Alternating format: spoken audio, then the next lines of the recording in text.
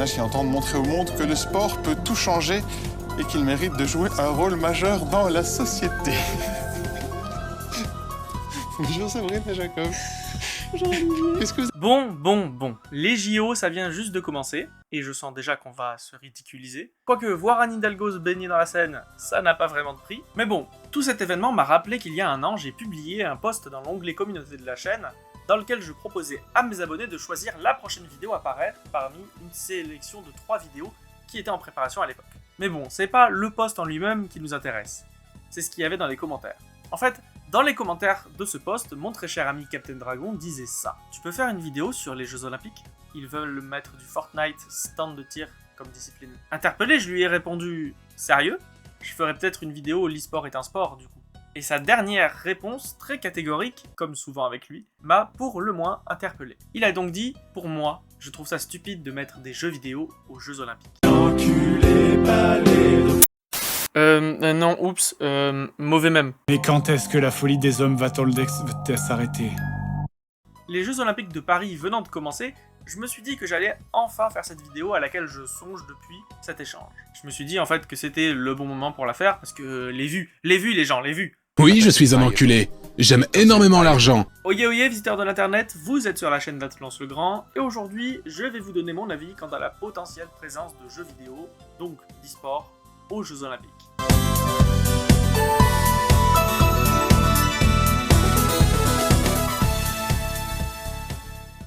Le sport est défini par le Robert comme étant une activité physique exercée dans le sens du jeu et de l'effort, et dont la pratique suppose un entraînement méthodique et le respect de règles. Listons donc ce qui fait un sport. C'est une discipline qui est une activité physique, qui doit avoir un sens du jeu, comprenons par là qu'il faut un perdant et un gagnant, qui implique un effort, qui implique aussi un entraînement méthodique, et qui est encadré par des règles.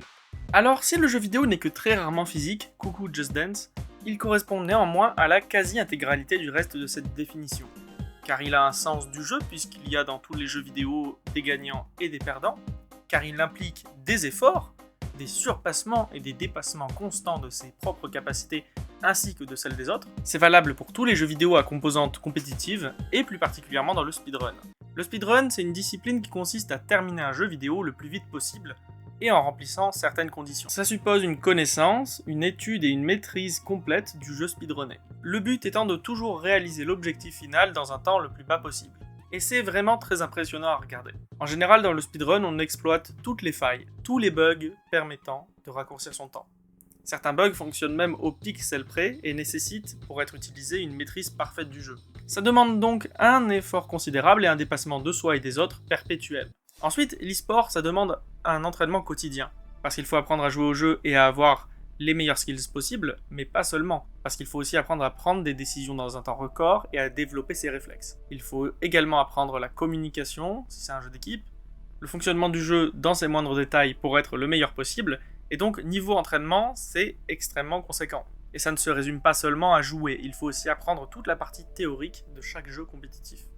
Et enfin, chaque jeu a ses propres règles, ce qui valide donc le dernier point de la liste. Donc en résumé, l'e-sport, ça a un sens du jeu, ça implique un effort, un entraînement méthodique, et c'est encadré par des règles, donc ça a presque tout d'un sport. C'est un sport de l'esprit, tout comme les échecs ou tous les jeux de société, et ça ne doit plus paraître aujourd'hui comme quelque chose de marginal ou de ridicule.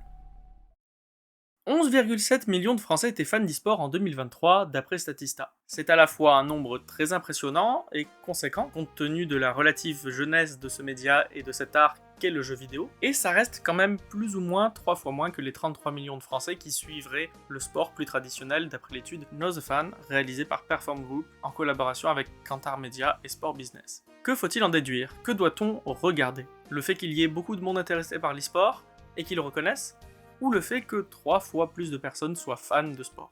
Je pense qu'il faut prendre ces deux chiffres en compte. Oui, l'e-sport est très populaire, mais pas autant que le sport plus classique. Et donc, si il y a fort à parier que les fans d'e-sport aiment le sport, il y a aussi très fort à parier que beaucoup de personnes qui aiment le sport n'aiment pas l'e-sport. Donc, personnellement, j'ai tendance à me dire, il y a les Jeux Olympiques qui intéressent beaucoup de monde, ensuite les Paralympiques qui en intéressent déjà beaucoup moins, et pourquoi pas ne pas maintenant inventer des Jeux Olympiques du jeu vidéo. Étendons même, pourquoi pas, aux jeux de société comme les échecs, les dames, le poker, etc. Pourquoi ne pas créer des jeux olympiques, des jeux non sportifs, mais qui restent compétitifs? On l'a vu, l'e-sport, c'est presque un sport, c'est aussi intéressant à regarder, et ça a son public. Il y a d'ailleurs déjà de très nombreux événements d'e-sport, comme l'Overwatch League, qui fonctionnent très bien. Imaginez un instant un événement d'une semaine qui réunirait à la fois des tournois d'Overwatch, de Counter-Strike, de Valorant, de Total War, d'Age of Empires, voire même du démineur, pourquoi pas, et à la fois des tournois d'échecs, du Call of Catan, de Risk, etc. Quel kiff ce serait d'avoir son équipe nationale dans toutes ces disciplines. Le rêve. Ouais, je pense que je rêve de ça et que je suis pas le seul. En conclusion, le jeu vidéo, non, c'est pas un sport. Ça s'en rapproche néanmoins beaucoup avec l'e-sport. Ça a un grand public et un grand potentiel de divertissement. Si je ne pense pas que l'e-sport ait forcément sa place au JO, même si ça l'a peut-être, je pense néanmoins qu'un grand événement international de l'e-sport devrait être créé, et qu'il aurait toute sa place dans notre monde moderne. D'ailleurs, des premiers pas ont déjà été faits dans cette direction, puisque le CIO, le Comité international olympique, a en 2023 organisé à Singapour la première édition de l'Olympic eSport Series, qui comportait 8 jeux vidéo. Même si pour le coup, les jeux vidéo sélectionnés n'étaient que des simulations de vrais sports, et donc pas des jeux vidéo plus classiques. Mais ça reste quand même un premier pas encourageant dans l'acceptation des jeux vidéo par la société, et dans la création d'un grand événement d'e-sport. Voilà, c'était tout pour aujourd'hui les amis, vidéo plus courte que d'habitude bien sûr, un peu plus travaillée niveau humour, niveau montage, j'espère qu'elle vous aura plu. Si vous avez aimé cette vidéo, n'hésitez pas à la liker, à la partager et à vous abonner, c'est la meilleure façon de me récompenser pour mon travail.